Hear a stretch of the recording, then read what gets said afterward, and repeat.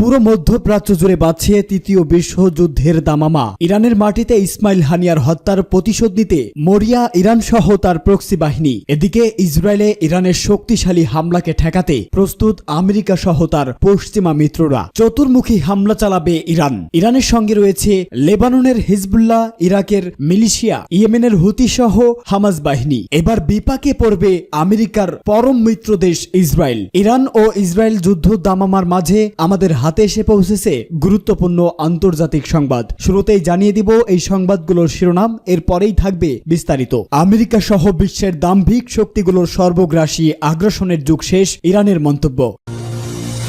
এদিকে combo drone দিয়ে ইসরায়েলের সামরিক অবস্থানে হামলা চালালো হিজবুল্লাহ, তামা ইসরায়েলের উত্তরাঞ্চল।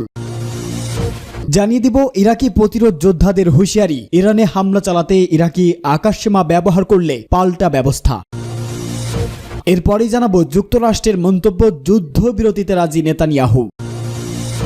এরপরেই জানাবো ইসরায়েলকে বাঁচাতে আমেরিকার সব পদক্ষেপ সত্ত্বেও ইরান ইসরায়েলে আক্রমণে অনড়। শুনছিলেন সংবাদ শিরোনাম, এবারে বিস্তারিত। তবে তার আগে আপনি যদি ইসরায়েলের ভূখণ্ডে ইরান সহ তার প্রক্সি বাহিনীর হামলাকে সমর্থন করে থাকেন তাহলে কমেন্টস বক্সে ইয়েস লিখে জানিয়ে দিন আপনার মতামত। আর যদি ইসরায়েল ও যুক্তরাষ্ট্রকে দৃঢ়তার সঙ্গে ঘৃণা করে থাকেন তাহলে ভিডিওটিতে একটি লাইক দিয়ে সম্পূর্ণ ভিডিও দেখার অনুরোধ রইল। আমেরিকা সহ বিশ্বের দাম্ভিক শক্তিগুলোর সর্বগ্রাসী আগ্রাসনের যুগ শেষ, বলছে ইরানি প্রেসিডেন্ট। ইরানের প্রেসিডেন্ট মাসুদ পেজেশকিয়ান বলেছেন, আমেরিকা সহ বিশ্বের দাম্ভিক শক্তিগুলোর সর্বগ্রাসী আগ্রাসনের যুগ শেষ হয়ে গেছে। তিনি আরো বলেন, বহু মেরুকেন্দ্রিক বিশ্ব ব্যবস্থা প্রতিষ্ঠা করার জন্য রাশিয়া ও ইরান যে চেষ্টা চালাচ্ছে তাতে বিশ্ব আগের চেয়ে বেশি শান্তিময় ও নিরাপদ হয়ে উঠবে। জাতীয় নিরাপত্তা পরিষদের সচিব ও সাবেক প্রতিরক্ষা মন্ত্রী সের্গেই শোয়াইগু তেহরানে ইরানের প্রেসিডেন্টের সঙ্গে সাক্ষাৎ করতে গেলে তিনি এসব কথা বলেন। ইরানের সঙ্গে প্রতিরক্ষা ও নিরাপত্তা সহযোগিতা শক্তিশালী করার ব্যাপারে আলোচনা করতে শোয়াইগু তেহরানে সফরে রয়েছেন। সাক্ষাতে পেজেশকিয়ান অবরুদ্ধ গাজা উপত্যকায় ইহুদিবাদী ইসরায়েলের চলমান ভয়াবহ অপরাধ যজ্ঞের কথা তুলে ধরেন। তিনি মধ্যপ্রাচ্য অঞ্চলে যুদ্ধের আগুন ছড়িয়ে দেওয়ার ইসরায়েলি প্রচেষ্টার কথা উল্লেখ করেন এবং তেল আবিবের প্রতি মানবাধিকারের রক্ষক দাবিদার আমেরিকা সহ পশ্চিমা দেশগুলোর সমর্থনের তীব্র নিন্দা জানান। ইরানের প্রেসিডেন্ট বলেন, গাজার নিরস্ত্র ফিলিস্তিনি বেসামরিক নাগরিকদের উপর ইসরায়েলের ভয়াবহ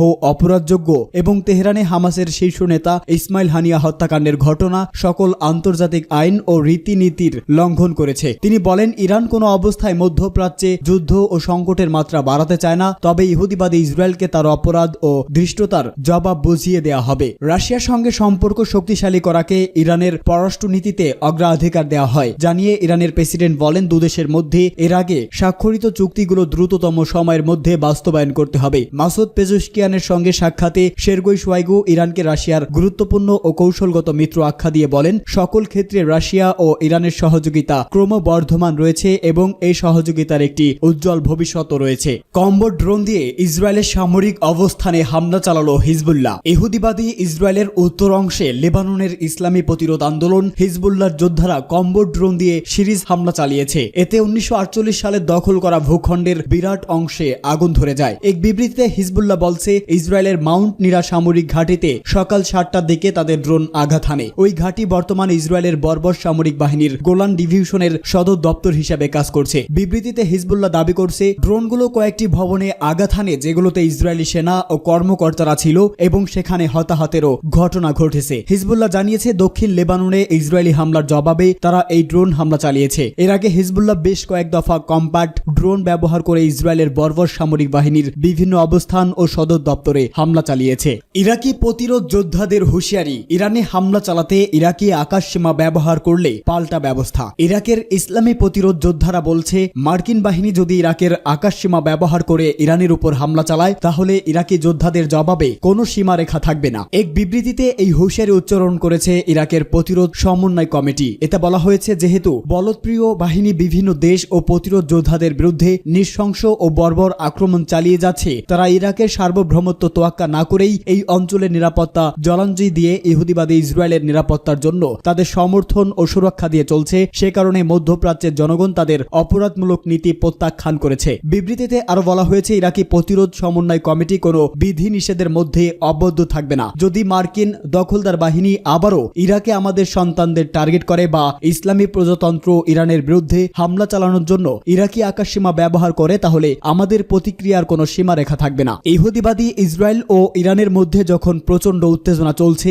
তখন ইরাকি প্রতিরোধ যোদ্ধারা এই হুঁশিয়ারি দিল। চলমান উত্তেজনায় আমেরিকা ইরানকে শান্ত থাকার অনুরোধ করলেও সম্ভাব্য সংঘাতে ইসরায়েলের প্রতি সমর্থন জানিয়েছে। যুদ্ধবিরতিতে রাজি নেতানিয়াহু, জানালেন ব্লিংকেন। যুদ্ধবিরতির প্রস্তাবে ইসরায়েলের প্রধানমন্ত্রী বেঞ্জামিন নেতানিয়াহু রাজি হয়েছেন। হামাসকেও তা মেনে নেওয়ার অনুরোধ জানিয়েছে মার্কিন পররাষ্ট্রমন্ত্রী অ্যান্টনি ব্লিংকেন। ডয়েচে ভেলের খবরে বলা হয়েছে, তেল আবিবে ব্লিংকেন জানিয়েছে নেতানিয়াহুর সঙ্গে খুবই কার্যকর বৈঠক হয়েছে। সেখানে নেতানিয়াহু তাকে জানিয়েছে যুক্তরাষ্ট্র যে যুদ্ধবিরতির প্রস্তাব দিয়েছে তা তিনি মেনে নিচ্ছেন। এখন হামাস যাতে তা মেনে নেয় তা বলছে যুক্তরাষ্ট্র। ব্লিংকেন বলছেন, ইসরায়েলের বন্দীদের মুক্তি দিয়ে গাজায় ফিলিস্তিনিদের স্বস্তি ফেরানোর বিষয়টি এখন হামাসের উপর নির্ভর করছে। তিনি বলেন, এটা নির্ণয় মুহূর্ত, যুদ্ধবিরতি করে বন্দীদের ঘরে ফেরানো এবং দীর্ঘস্থায়ী শান্তি প্রতিষ্ঠার। এর থেকে ভালো সুযোগ সম্ভবত আর পাওয়া যাবে না। অ্যান্টনি ব্লিংকেনের সঙ্গে সফররত এক মার্কিন কর্মকর্তা জানিয়েছেন, তাদের মনে হচ্ছে চুক্তির ক্ষেত্রে যে বিরোধ আছে এখন তা মিটিয়ে ফেলা সম্ভব, তাই কাজ চালিয়ে যাওয়া উচিত। যুক্তরাষ্ট্র, কাতার ও মিশরের যুদ্ধবিরতি চুক্তির জন্য মধ্য অবস্থাতা করছে, কিন্তু এখনো তাদের চেষ্টা সফল হয়নি। নেতানিয়াহু মন্ত্রিসভার বৈঠকে জানিয়েছে, কিছু ক্ষেত্রে ইসরায়েল নমনীয় হতে পারে, কিন্তু কিছু কিছু ক্ষেত্রে তাদের অবস্থানের বদল হবে না। এদিকে হামাস জানিয়েছে, নতুন শর্ত গাজা যুদ্ধবিরতি ও বন্দী জিম্মি মুক্তির চুক্তির পরিপন্থী। যুদ্ধকে দীর্ঘায়িত করতেই এই শর্ত আরোপ করা হয়েছে। তেল আবিব থেকে ব্লিংকেন এখন কাতার যাবেন। কাতারেরও মধ্য অবস্থাতার ক্ষেত্রে গুরুত্বপূর্ণ ভূমিকা পালন করছে। কাতারের সঙ্গে তিনি যুদ্ধবিরতির বিষয়টি নিয়ে কথা বলবেন, পরবর্তী পদক্ষেপ নিয়ে আলোচনা করবেন। মধ্য অবস্থাতাকারীদের একাংশ মনে করছে যুদ্ধবিরতি চুক্তি এবার হয়েই যাবে, তবে ইসরায়েল ও ইরানের মধ্যে উত্তেজনার ফলে এই সংঘাত আরও বাড়ার সম্ভাবনা রয়েছে।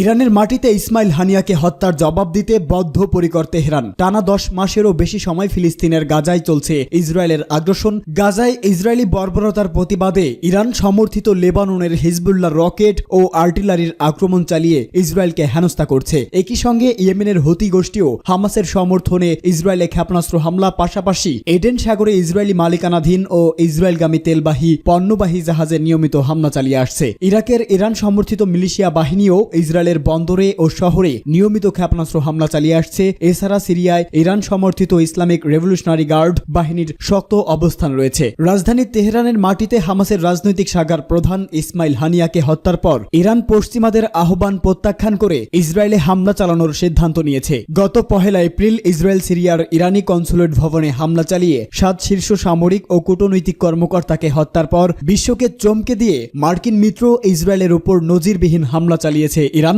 ধারণা করা হচ্ছে এবার হামলা হবে পূর্বের হামলা চেয়েও অনেক বেশি ভয়ঙ্কর ও বড় পরিসরে। বিভিন্ন আন্তর্জাতিক মিডিয়ার তথ্যমতে ইতোমধ্যেই হামলার সকল প্রস্তুতি সম্পূর্ণ করছে ইরান। ইরানের পাশাপাশি হিজবুল্লাহ সহ মধ্যপ্রাচ্যে ইরান সমর্থিত প্রতিরোধ অক্ষগুলোও একযোগে ইসরায়েলে হামলে পড়বে বলে জানিয়েছে বিভিন্ন গণমাধ্যম। ইরানের হামলা শুরু হলে হিজবুল্লাহর এলিট ইউনিট রোদওয়ান ফোর্স পশ্চিম ইসরায়েলের স্থল অভিযান পরিচালনার প্রস্তুতি সম্পূর্ণ করেছে বলে জানিয়েছে একাধিক আন্তর্জাতিক সংবাদ মাধ্যম। ইসরায়েলের সামরিক বাহিনীকে মধ্যপ্রাচ্যের অত্যন্ত দক্ষ ও অপ্রতিরোধ্য হিসাবে ধরা হয়। এই বাহিনী মরু অঞ্চলে তড়িঘড়ি গতিতে যুদ্ধ শেষ করতে পারদর্শী, তাতে সন্দেহ নেই। তবে গাজা যুদ্ধে ইসরায়েলি বাহিনীর সেই দক্ষতা অনেকটাই ম্লান হয়েছে। এমত অবস্থায় চতুর্মুখী আক্রমণ শুরু হলে ইসরায়েলের এলিট ফোর্স আইএফ ও শক্তিশালী আইডিএফ হিজবুল্লাহর রাদওয়ান ফোর্সকে ঠেকিয়ে দিতে কতটুকু সক্ষম হবে এই মুহূর্তে বলা মুশকিল। এদিকে ইরান ও মধ্যপ্রাচ্যের প্রতিশোধ আন্দোলনগুলোর সম্ভাব্য প্রতিশোধমূলক হামলা থেকে দখলদার ইসরায়েলকে রক্ষা করতে মধ্যপ্রাচ্যে পারমাণবিক শক্তিচালিত গাইডেড মিসাইল, সাবমেরিন ও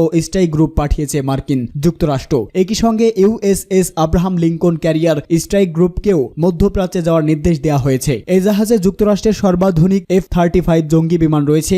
মার্কিন এত সব পদক্ষেপ সত্ত্বেও ইরান ইসরায়েলে আক্রমণে অনড়। ইরানের সর্বোচ্চ নেতা আয়াতুল্লাহ খামেনি 14 আগস্ট ইসরায়েলের বিষয়ে যে কোনো ধরনের সমঝোতা বিরোধী সতর্কতা জারি করে বলেছেন, ইসরায়েলের বিরুদ্ধে প্রতিশোধের বিষয়ে পিছপা হলে আল্লাহর গজব পড়বে। এদিকে ইরানের 3 জ্যেষ্ঠ কর্মকর্তা জানিয়েছে, সর্বশেষ দোহা শান্তি আলোচনা যদি গাজায় যুদ্ধবিরতির চুক্তি হয় তবে কেবল সেটিই হতে পারে ইসরায়েলের বাঁচার একমাত্র উপায়। ইসরায়েল ইরানের প্রতিশোধমূলক বিস্ফোরক হামলা থেকে বিরত রাখতে মার্কিন যুক্তরাষ্ট্র তুরস্কের প্রেসিডেন্ট এরদোয়ানকে অনুরোধ জানালেও সাড়া দেয়নি এরদোয়ান। ইসমাইল হানিয়াকে হত্যার পর এরদোয়ান ইসরায়েলের উপর শুধু চরম ক্ষুব্ধই নয়, ইসরায়েলের সরাসরি সামরিক অভিযানেরও হুমকি দিয়ে রেখেছেন।